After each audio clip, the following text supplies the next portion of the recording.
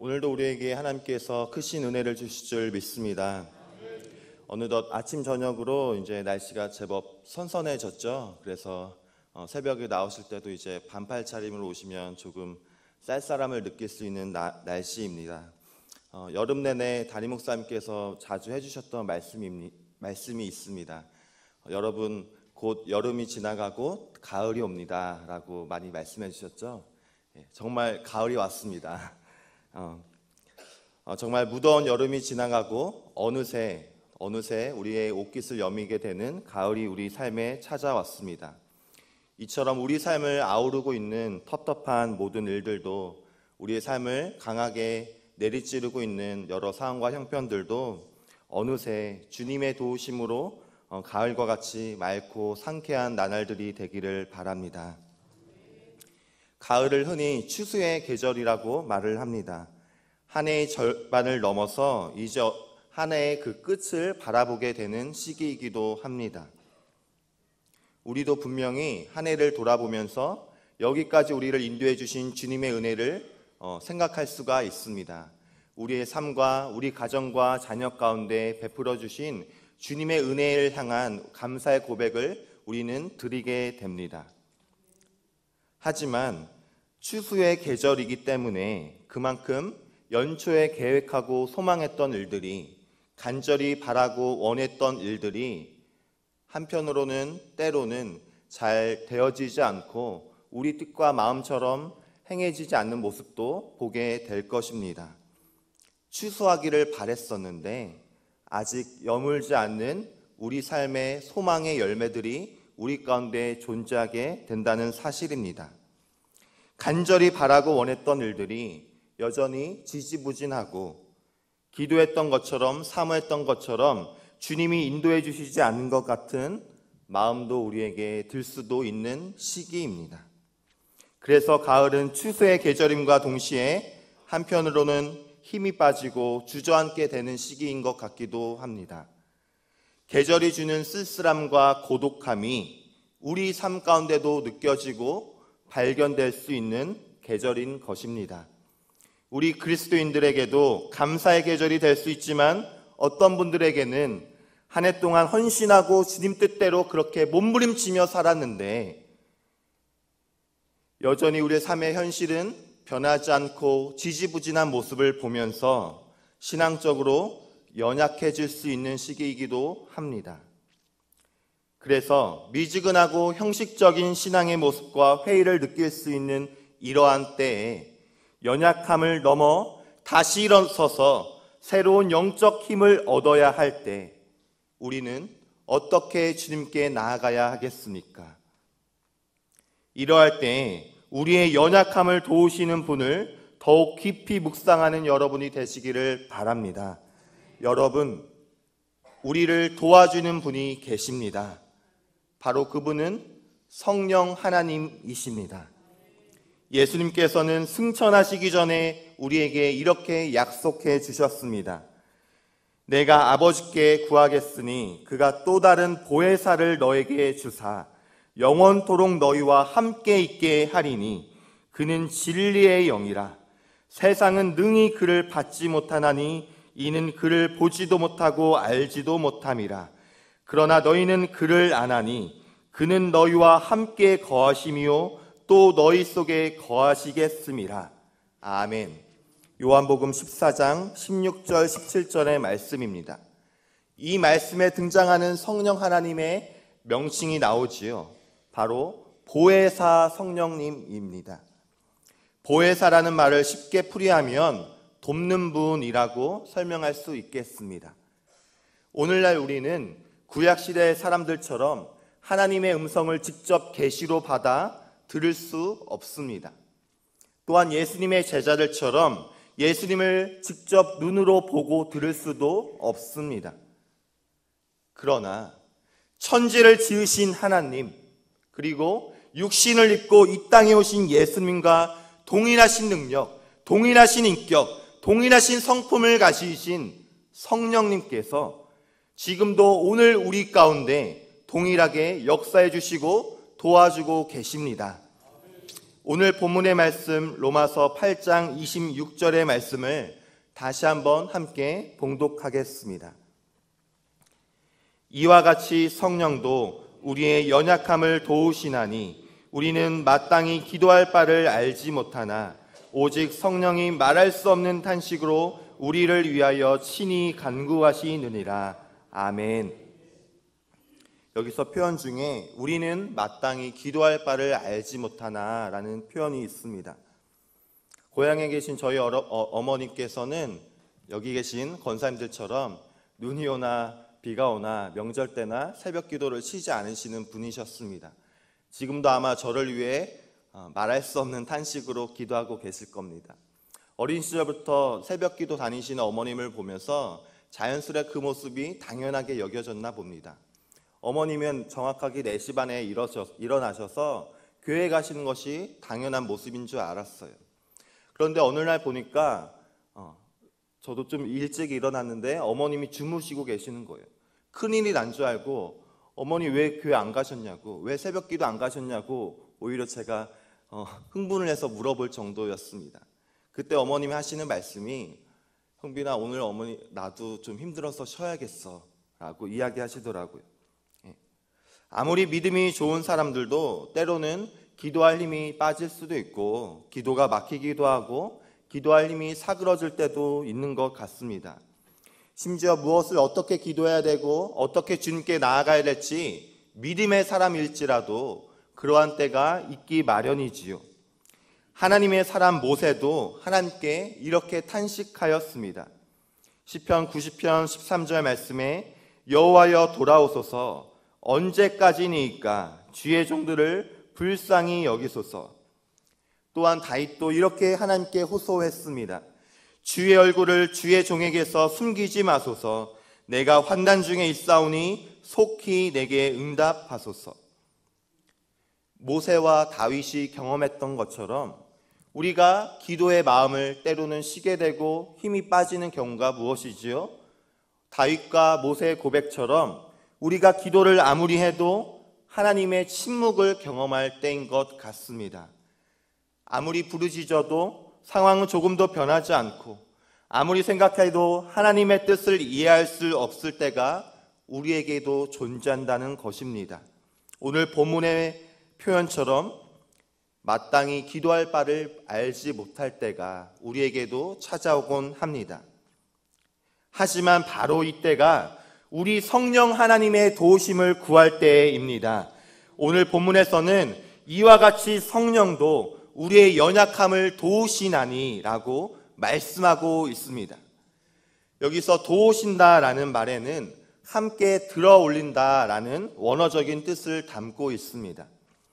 우리 인생의 수고하고 무거운 짐을 견디다 못해 쓰러질 때 성령 하나님께서는 나 혼자 그 무거운 인생의 짐을 지도록 결코 내버려 두지 않으시고 우리 삶을 도우시는 분이십니다. 여러분, 어떠한 기도 제목 가운데 이 자리 가운데 오셨습니까?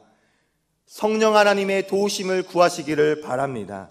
성령 하나님께서 내 인생의 수고하고 무거운 짐을 함께 들어주시기를 간절히 사모하고 구하시기를 바랍니다. 저는 개인적으로 긍정적인 사람이라고 생각합니다. 가능한 어떠한 상황이나 사람을 바라볼 때 장점을 먼저 바라보고자 노력합니다. 그 노력이 어느덧 성향이 되어서 힘든 상황에도 이왕이면 발전적인 모습을 보려고 하는 성격이 생긴 것 같습니다. 제가 제 자랑을 하는 것이 아니라요, 이런 모습이 좋은 점 같지만 누구에게는 한편으로는 어떤 상황에 대해서 좀 더 냉정하고 정확하게 비판적인 시선이 없는 것처럼 여겨지기도 하는 것 같습니다. 그래서 제게 있는 이런 모습이 장점이나 단점이 아니라 이제는 저의 성향이라고 저는 생각합니다. 이런 성향을 갖고 있는 저에게는 그래서 웬만한 큰일이 아니면 힘듦을 많이 느끼지 못해요. 이러다가 좀 있으면 괜찮아지겠지 뭐 하는 마음이 저에게 있습니다. 어떠한 믿음이 아니라 그런 성격이 있다는 겁니다. 그런데 그런 저에게도 이유 모를 힘듦과 슬럼프가 찾아올 때가 있는 것 같아요. 딱히 어떠한 이유나 어떤 힘든 일이 닥쳐서가 아니라 신앙적인 매너리즘에 빠질 때도 있는 것 같습니다. 교역자로 살아가는 요즘의 모습 중에도 그런 때가 가끔 종종 찾아오곤 합니다. 그러할 때 제가 주님께 드리는 기도는 다른 어떤 대단한 기도가 아닙니다.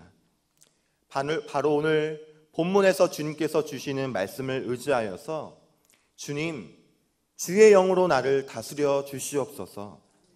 주의 영으로 나의 영을, 나의 생각과 감정도, 나의 삶도, 나의 사역도 주의 영으로 다스려 주시옵소서.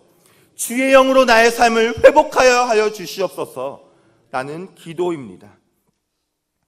이와 같이 성령도 우리의 연약함을 도우시나니 우리가 연약한 그때가 바로 성령 하나님께서 우리를 도와주시고자 일어나시는 때입니다.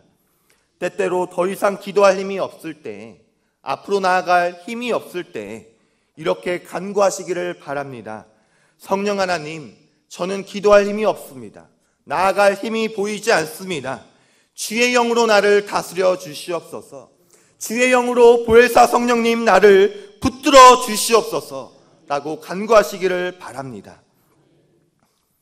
또한 본문에서는 성령이 말할 수 없는 탄식으로 우리를 위해 친히 간구하시느니라 라고 말씀하고 있습니다.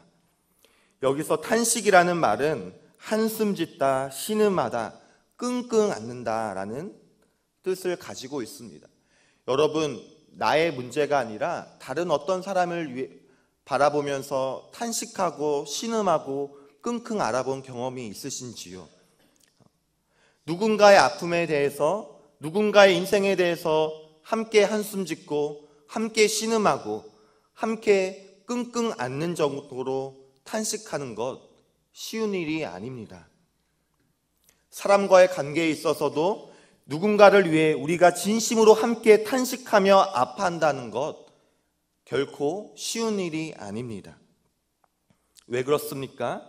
그러려면 먼저 그 사람과의 친밀한 관계가 형성되어야 하고 그 사람을 향한 긍휼의 마음이 있어야 하고 그 사람의 마음을 잘 헤아리고 이해할 수 있는 마음이 먼저 필요하기 때문입니다. 그렇습니다. 성령 하나님께서 우리를 위해 말할 수 없는 탄식으로 간구하신다는 표현은 그만큼 하나님께서 우리를 먼저 인격적으로 우리 마음 깊은 곳에 찾아오셔서 우리를 그렇게 헤아리시고 이해하시고 위로하신다는 말입니다. 그래서 본문 27절에서도 이렇게 말씀하고 있습니다. 마음을 살피시는 이가 성령의 생각을 아시나니 이는 성령이 하나님의 뜻대로 성도를 위하여 간구하심이니라. 아멘. 우리가 잘 아는 베드로의 모습을 보면 알 수 있습니다. 베드로는 부활하신 예수님을 만났음에도 여전히 영적 침체 상태에 빠져 있었습니다. 사실 베드로는 누구보다 예수님을 사랑했던 제자입니다. 하지만 우리가 아는 것처럼 예수님께서 잡히시던 밤 그는 예수님을 공개적으로 3번이나 부인하였습니다. 한순간에 무너져버린 베드로는 스스로 더 이상 나는 예수님의 제자로 살아갈 수 없을 거라 여겼을 것입니다. 그럴 자격도 용기도 그에게는 남아있지 않았을 것입니다. 그래서 나중에 부활하신 예수님을 만났음에도 불구하고 베드로는 이렇게 말하며 갈릴리로 돌아갔습니다. 나는 물고기 잡으러 가노라 라고 그는 고백하였습니다. 그는 다시 예전처럼 어부로 살아갈 것을 결심하고 전처럼 배를 타고 바다에 나갔습니다. 바로 그때 그러한 베드로 가운데 예수님께서 찾아오셔서 말씀하고 계시지요.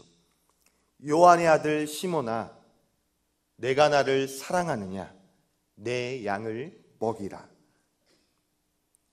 이 예수님의 음성에서 예수님의 베드로를 향한 그 마음을 알 수 있는 것 같습니다. 예수님은 베드로의 마음을 누구보다 잘 알고 계셨습니다. 그가 얼마나 낙심하고 있었는지, 그가 왜 부활하신 예수님을 보고도 선뜻 주님 앞에 나올 수 없었는지, 왜 그런 마음이, 두려운 마음이 그에게 있었는지 누구보다도 베드로의 마음을 잘 아시고 그 마음을 헤아리시고 이해하셨던 분이 바로 예수님이셨습니다. 그래서 그런 베드로를 직접 찾아오셔서 다시 한번 그의 이름을 불러주시고 떡과 생선을 구워 먹이시면서 힘을 내게 하신 분이 바로 우리 예수님이십니다.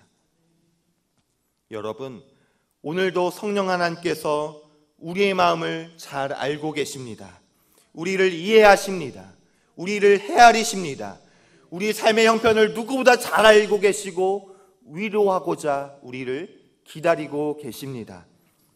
우리가 왜 눈물 흘리는지, 우리가 왜 새벽마다 이 성전을 찾아올 수밖에 없는지, 우리가 왜 때로는 낙심하고 슬퍼하고 절망하고 있는지, 우리가 무엇 때문에 한숨 짓고 무엇 때문에 낙심하고 있는지, 우리의 말할 수 없는 그 마음을 주님께서 잘 알고 계십니다.